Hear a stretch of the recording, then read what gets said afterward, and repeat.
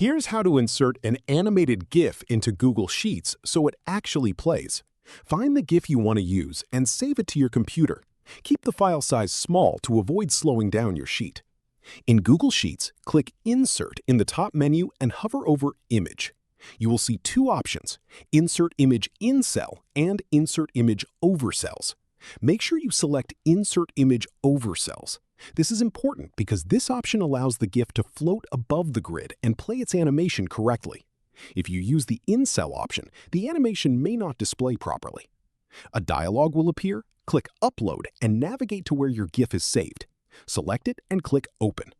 The GIF will appear floating above your spreadsheet, playing its animation automatically. Click and drag it to reposition it anywhere on the sheet, and drag the corners to resize it to fit your layout perfectly. If this helped you out, hit that subscribe button for more straight-to-the-point tutorials on Step by Click.